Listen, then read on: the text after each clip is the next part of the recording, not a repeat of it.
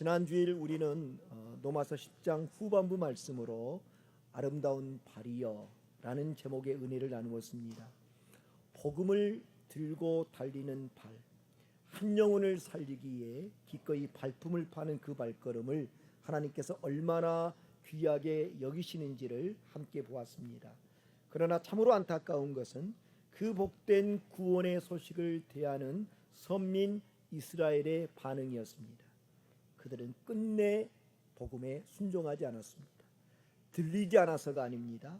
스스로 마음의 문을 닫고 완악에 졌기 때문입니다. 그런데 그렇게 복음을 순종하지 아니하고 거슬려 말하는 그 이스라엘을 하나님은 어떻게 대하셨습니까? 내가 종일 내 손을 벌렸노라. 집 나간 둘째 아들이 다시 돌아오기를 기다리는 아버지처럼 하나님은 불순종하는 이스라엘을 향해 종일 두 손을 벌리셨습니다. 그런데 바로 이 대목에서 우리에게 자연스러운 의문이 하나 생깁니다. 하나님이 종일 손을 벌리고 기다리셔도 이스라엘이 끝까지 복음에 순종하기를 거부한다면 그때 이스라엘은 어떻게 되는 것인가? 그로 인해 이스라엘을 향한 하나님의 구원 계획은 결국 실패로 끝나는 것일까? 그래서 사도 바울이 던진 질문이 오늘 본문 1절 전반절입니다. 그러므로 내가 말하노니 하나님이 자기 백성을 버리셨느냐? 하나님이 자기 백성을 버리셨느냐? 바울은 스스로 질문을 던진 후 조금도 주저하지 않고 외칩니다. 그럴 수 없느니라. 헬라어 언어로 보면 메게노이토라고 되어 있는데 이는 아주 강한 부정어입니다. 결코 그런 일은 일어날 수 없다는 것입니다. 비록 눈에 보이는 현실은 대다수의 이스라엘 백성들이 예수를 거부하고 복음을 배척하여 마치 하나님께 버림당한 것처럼 보이지만 하나님은 결코 자기 백성을 포기하거나 버리지 않으신다는 선언입니다. 순종하지 아니하고 거슬려 말하는 백성임에도 하나님께서 결코 이스라엘을 버리지 않으셨다는 그 증거가 무엇입니까? 여기 바울이 제시한 두 가지 증거가 있습니다. 첫 번째 증거는 멀리 있지 않습니다. 바로 바울 자기 자신이었기 때문입니다. 1절 후반절을 보십시오. 나도 이스라엘이니요 아브라함의 씨에서 난 자요 베냐민 지파라. 바울은 지금 자신의 가문과 혈통을 자랑하기 위해서 이 말을 하는 것이 아닙니다. 자신에게 베푸신 하나님의 구원의 은혜가 얼마나 크고 강력한지를 증언하고 있는 것입니다. 마치 바울은 이렇게 외치는 것 같습니다. 여러분, 나를 보십시오. 나처럼 안하고 나처럼 예수 그리스도를 강력하게 거부하던 대적자조차도 하나님이 버리지 않으시고 찾아와 구원해 주셨습니다. 나 같은 자도 변화시켜 사도로 삼으신 하나님이신데 지금 예수를 거부하는 저 이스라엘 백성들을 하나님이 완전히 버리셨겠습니까? 결코 그럴 수 없습니다. 나를 버리지 않으신 하나님이시라면 내 동족 이스라엘도 결코 버리지 않으실 것입니다. 그렇습니다. 과거 복음을 결사적으로 반대하며 이스라엘이 가진 불신앙의 전형적인 본보기와 같았던 바울 자기 자신의 구원이야말로 하나님은 결코 자기 백성을 버리지 않으셨다는 분명한 증거였습니다. 하나님이 자기 백성을 버리지 않으셨음을 먼저 자기 자신의 경우를 들어 말한 바울이 두 번째 제시한 증거가 있습니다. 그것은 바로 이스라엘 역사 속에 등장하는 남은 자들입니다. 2절입니다. 하나님이 그 미리 하신 자기 백성을 버리지 아니하셨나니 너희가 성경이 엘리야를 가르쳐 말한 것을 알지 못하느냐? 그가 이스라엘을 하나님께 고발하되 하나님이 그 미리 하신 자기 백성을 버리지 아니하셨나니. 여기 그 미리 하신 자기 백성에서 미리 하시는 단순히 미래에 일어날 일을 지식적으로 미리 알았다는 말이 아닙니다. 성경에서 하나님이 아신다라고 할 때는 창세전부터 주권적인 사랑으로 선택하시고 친밀한 관계를 맺으셨다는 의미입니다.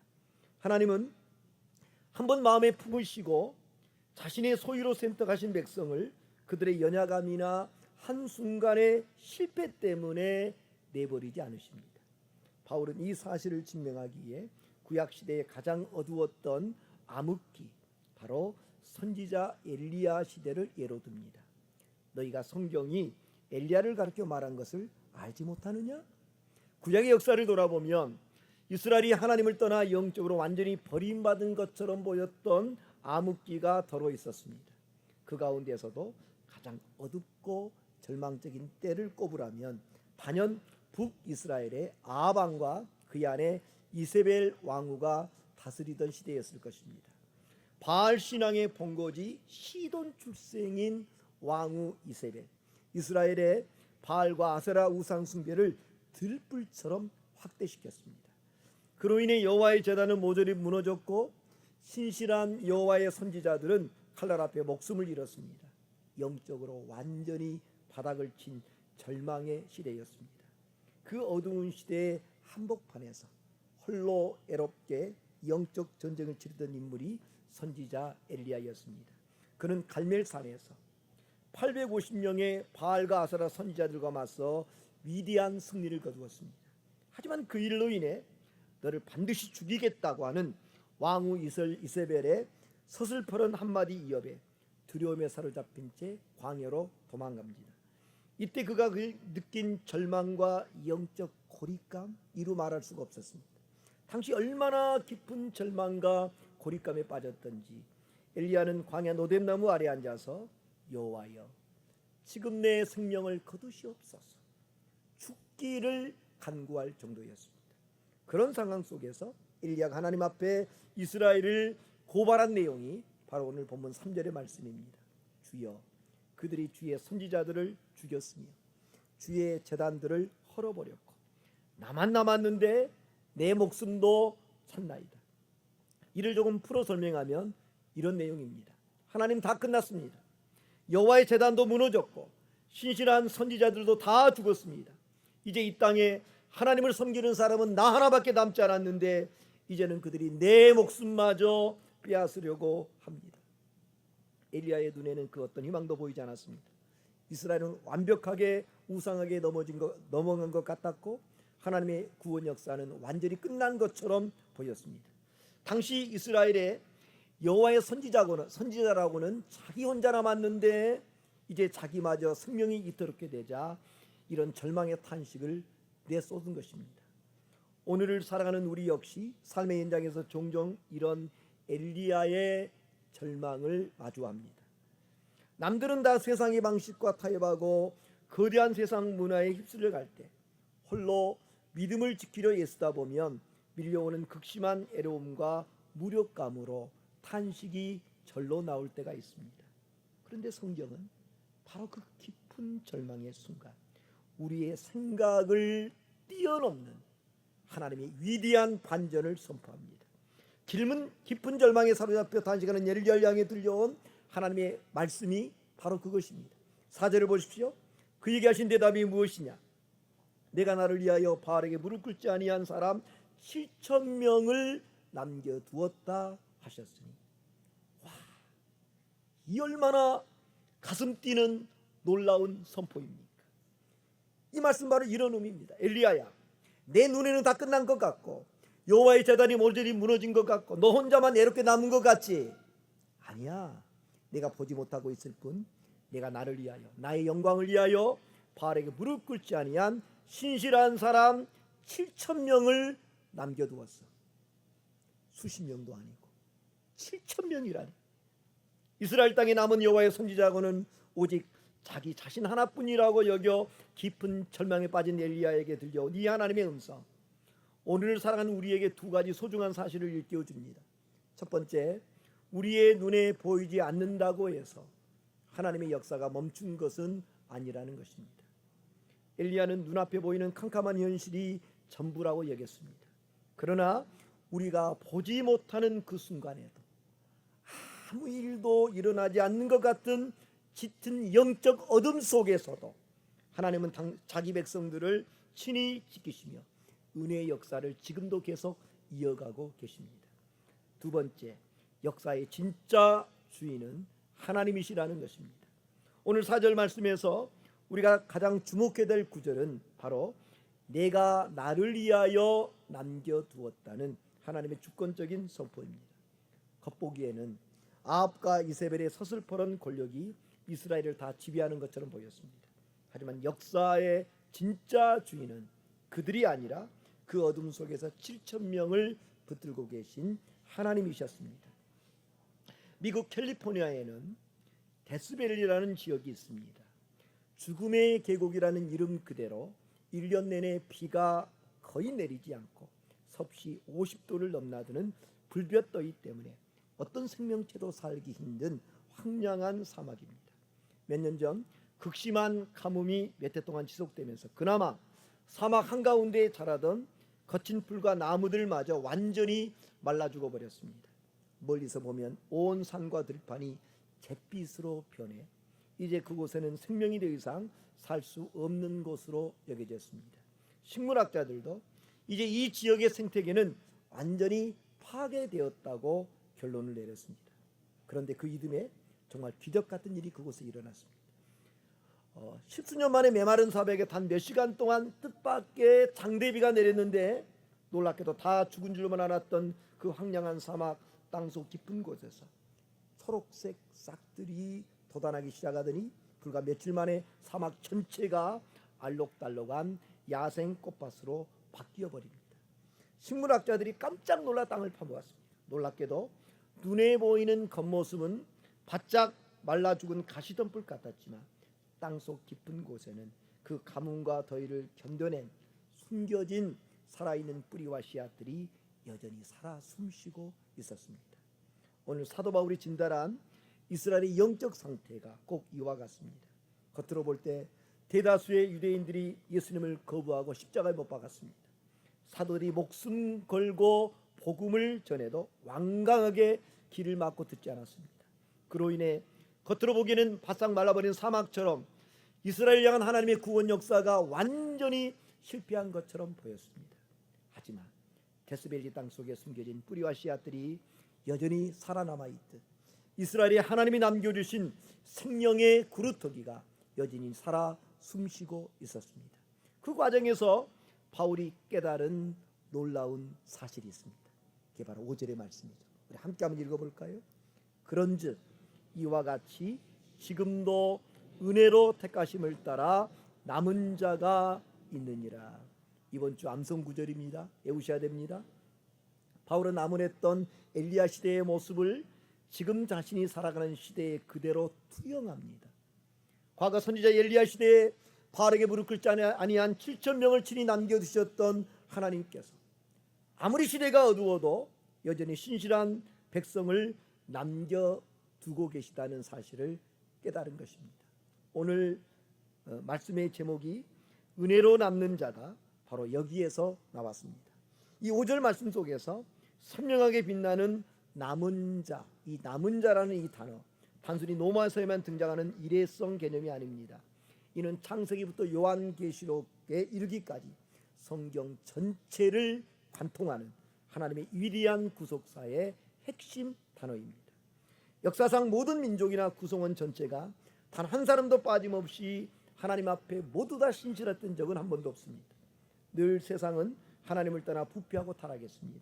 그러나 하나님은 세상 전체가 타락한 것 같은 깊은 절망의 밤 속에서도 타협하지 않고 신앙의 절기를 지켜내는 남은 자들을 반드시 남겨두셨습니다. 온 세상이 지약으로 부패했을 때 하나님은 은혜 입은 노아와 그의 가족을 남은 자 되게 하사 구원의 방주를 준비케 하셨습니다.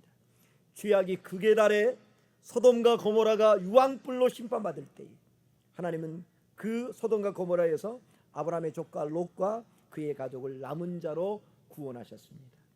나라가 완전히 뿌리째 베어져 나간 것 같은 이사야 선지자 시대에는 또 어땠습니까?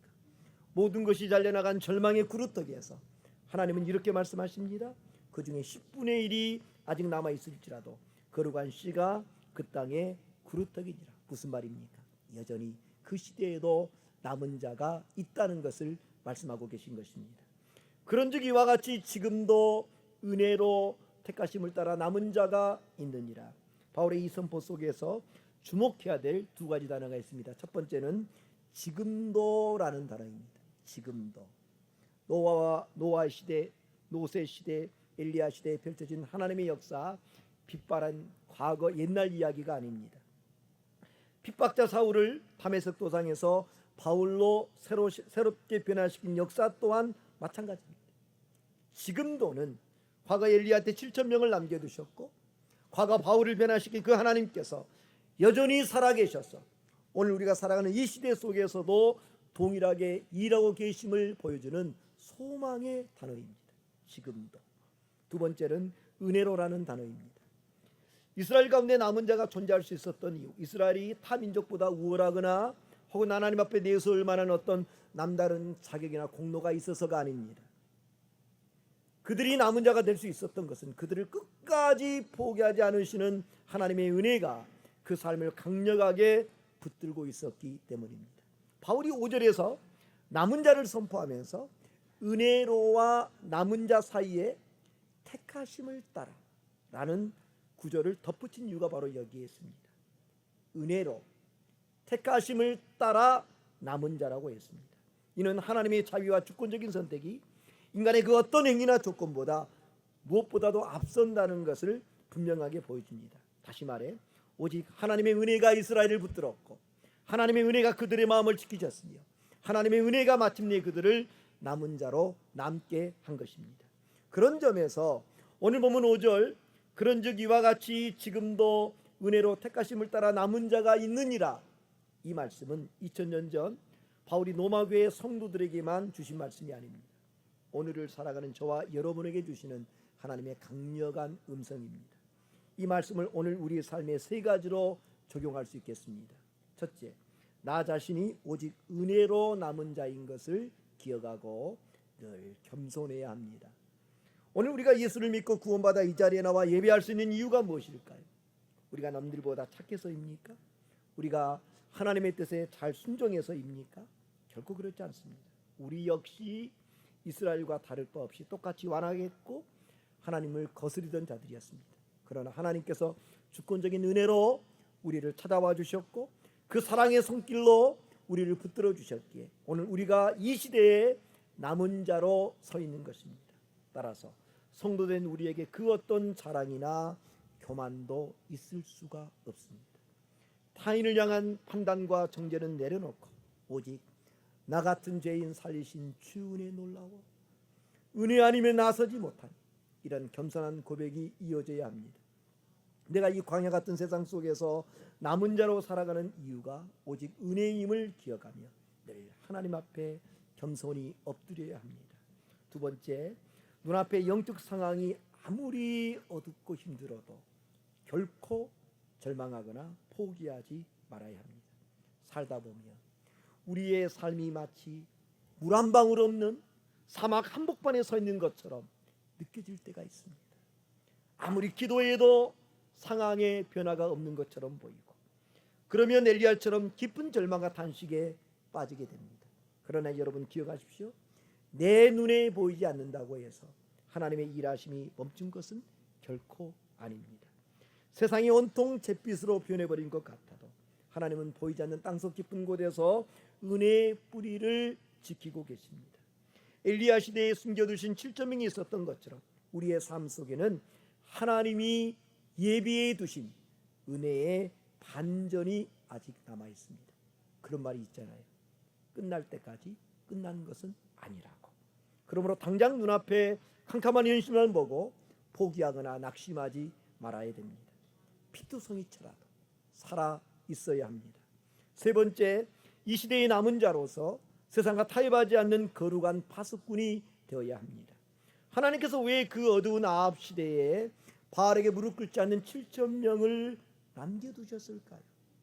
왜 핍박자 바울을 변화시켜 남겨두셨고 왜 오늘 저와 여러분을 이 마지막 시대에 구원하여 남겨두셨을까요? 어두운 세상 속에서 오직 하나님만이 참된 구원이요 소망임을 증언하는 거룩한 통로되라고 우리를 남겨두신 것입니다. 바알의 문화가 온 세상을 덮였을 때 끝까지 무릎 꿇지 않았던 7천 명처럼 오늘 우리 역시 세상의 가치관과 타협하지 않고 오직 주의 말씀 위에 바로 서야 합니다. 영적으로 죽어가는 세상을 향해 기꺼이 아름다운 발이 되어 생명의 복음을 전하는 사람, 그것이 바로 하나님께서 이 땅에 남겨두신 은혜로 남은 자의 거룩한 사명입니다. 피난처의 저자로 널리 알려진 코리텐붐 여사의 유명한 일화입니다. 구소련 시절 코리텐붐 여사가 어느 지하 교회에서 성도들과 함께 비밀리에 예배를 드리고 있을 때였습니다. 갑자기 2명의 소련 군인이 장전된 총을 들고 문을 요란하게 걷어차며 들이닥쳤습니다. 그리고 서슬퍼런 목소리로 소리쳤습니다. 딱 5분의 시간을 주겠다. 예수를 버리고 지금 이 교회를 나가는 자는 살려주겠다. 그러나 끝까지 남아있는 자들은 모조리 죽이겠다. 총을 든 군인들의 그 무서운 위협 앞에 사람들은 두려움에 떨며 하나씩 둘씩 문 밖으로 빠져나가기 시작했습니다. 침묵과 두려움 속에서 시간이 흘렀고 결국 마지막까지 그 자리에 미동도 없이 남아있던 사람이 있었습니다. 바로 코리텐붐 여사였습니다. 그때 군인은 시계를 확인하며 다시 소리쳤습니다. 이제 마지막 10초 남았다. 그런데도 그녀는 끝까지 눈 하나 끔짝하지 않고 그 자리를 지켰습니다. 바로 그 순간 이제까지 무섭게 인상을 쓰며 이어받은 그 군인들이 총을 내리고 그 자리에서 무릎을 꿇었습니다. 그리고 눈물을 흘리며 이렇게 고백했습니다. 사실 저희도 예수 믿는 크리스찬입니다. 발각될까봐 이렇게 이어받은 것입니다. 이제 남은 당신과 함께 하나님께 예배드리고 싶습니다. 하나님께서 오늘 이 시대에서 찾으시는 이들이 바로 이러한 남은 자들입니다. 세상의 타협과 거친 위협 앞에서 결코 무릎 꿇지 않고 거룩한 자리를 지켜내는 사람들입니다. 그러나 잊지 말아야 될 것은 우리가 그 남은 자의 자리를 지킬 수 있는 것조차도 하나님의 은혜라는 것입니다. 바울은 6절에서 이 사실을 명확하고 단호하게 설명했습니다. 만일 은혜로 된 것이면 행위로 말미암지 않음이니 그렇지 않으면 은혜가 은혜되지 못하느니라. 은혜와 행위와 은혜는 결코 양립될 수 없습니다. 만약 우리가 남은 자가 된 것이 우리 어떤 공로나 혹은 남들보다 더 나은 행위에 따른 것이라면 그것은 더 이상 은혜라고 부를 수가 없습니다. 나의 행위가 1%라도 개입되는 순간 구원은 하나님이 주시는 은혜의 선물이 아니라 마땅히 받아야 낼 당연한 싹시 되어버리기 때문입니다. 성 어거스틴은 이에 대해서 짧지만 명쾌한 한마디를 남겼습니다. 거저가 아니면 은혜일 수 없다. 거저가 아니면 은혜일 수 없다. 그렇죠. 은혜의 본질은 자격 없는 자에게 거저 주시는 하나님의 조건 없는 사랑입니다. 우리가 이 암울한 시대 속에서 믿음을 지키며 하나님 편에 서 있는 남은 자로 살아가는 것은 우리가 대단해서가 아닙니다. 하나님의 주권적인 은혜가 오늘도 우리를 강하게 붙들고 계시기 때문입니다. 그렇다면 여기서 한 가지 안타까운 의문이 생깁니다. 하나님의 은혜로 구원받은 남은 자가 있다면 그 은혜를 누리지 못한 대다수의 이스라엘은 어떻게 되느냐는 것입니다. 7절에 그 대답이 있습니다. 그런즉 어떠하냐. 이스라엘이 구하는 것을 얻지 못하고 오직 택하심을 입은 자가 얻었고 그 남은 자들은 우둔하여 졌느니라. 이스라엘은 열정적으로 의와 구원을 찾아 헤맸습니다. 그러나 끝내 그것을 얻지 못했습니다. 하나님의 은혜를 믿음이 아니라 자신들의 율법적 행위와 공로로 얻으려 했기 때문입니다. 그로 인해 은혜로 택하심을 따라 남은 자는 구원을 얻지만 자신의 의를 끝까지 고집하던 사람들은 우둔하여졌습니다. 여기 우둔하여졌다는 말은 굳은 살이 베어 감각이 마비되듯 마음이 영적으로 무감각해졌다는 것입니다. 이스라엘이 직면한 이 안타까운 현실, 어느 날 갑자기 일어난 우연한 일회성 사건이 아닙니다. 오래전 구약 성경에 이미 예언되어 있었습니다. 8절이죠. 기록된 바 하나님이 오늘까지 그들에게 혼미한 영과 보지 못할 눈과 듣지 못할 귀를 주셨담과 같으니라. 바울은 이사야 29장 10절과 신명기 29장 4절의 말씀을 인용하여 하나님께서 이스라엘에게 혼미한 영을 주셨다고 증가합니다. 혼미한 영, 새한글 성경에는 깊은 잠의 영이라고 되어 있습니다. 이런 영적인 감각이 완전히 마비되어 현실을 전혀 깨닫지 못하는 영적 영면 상태를 의미합니다. 하나님께서 은혜를 거두시고 인간의 완악함을 그대로 방치하실 때 인간은 눈이 있어도 영적 진리를 보지 못하고 귀가 있어도 생명의 말씀이 들리지 않는 영적 마비에 빠지게 됩니다.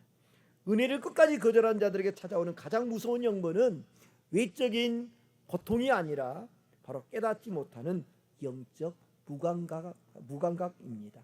덧붙여 바울은 시편 69편 22절에서 23절에 다윗의 시를 인용합니다. 그게 바로 9절과 10절의 말씀입니다. 또 다윗이 이르되 그들의 밥상이 올무와 덕과 거치는 것과 보응이 되게 하시옵고 그들의 눈은 흐려보지 못하고 그들의 등은 항상 굳게 하옵소서 하였느니라. 구약에서 밥상, 하나님의 풍성한 은혜와 교제, 그리고 율법과 제사제도 같은 영적 특권을 상징합니다. 그러나 이스라엘이 이 은혜의 선물을, 이 영적인 특권을 하나님보다 더 의지하고 자신들의 기득권과 자랑거리로 삼았을 때 그들에게 주어졌던 그 풍요로운 밥상은 도리어 이스라엘을 걸려 넘어뜨리는 올무와 덫이 되어버렸습니다. 그 결과 그들의 영적 눈은 어두워지고 율법의 무거운 짐 아래에서 등이 항상 굽어버리는 영적 패배자로 전락하고 말았습니다. 이 안타까운 이야기, 단지 이스라엘만의 이야기가 아닙니다. 내게 주신 십자가의 은혜를 익숙함으로 치부하고 살아간다면 이는 얼마든지 우리의 이야기가 될 수 있습니다. 우리가 늘 접하는 예배, 말씀, 기도, 그리고 성도의 교제라는 영적인 밥상이 혹시 우리에게 당연한 권리로 여겨지고 있지는 않습니까? 그렇다면 우리 역시 영적으로 마음이 딱딱하게 굳어지고 보아도 보지 못하고 들어도 깨닫지 못하는 혼미함에 빠질 수 있습니다. 그러므로 우리는 날마다 은혜 앞에 겸손히 납작 엎드려서 주님, 내 마음이 완악해지지 않게 하옵소서. 주님이 내게 주신 은혜의 선물이 도리어 나의 걸림돌이 되지 않게 하시고 날마다 십자가 앞에 무릎 꿇는 거룩한 남은 자가 되게 하옵소서 라고 기도해야 됩니다. 주님의 은혜가 아니면 단 한순간도 살아갈 수 없음을 깨달아 마비된 영적 감각이 새로워지고 오직 십자가만을 의지하는 신실한 남은 자로 하나님 앞에 발견될 수 있기를 주님의 이름으로 축원합니다. 기도하겠습니다.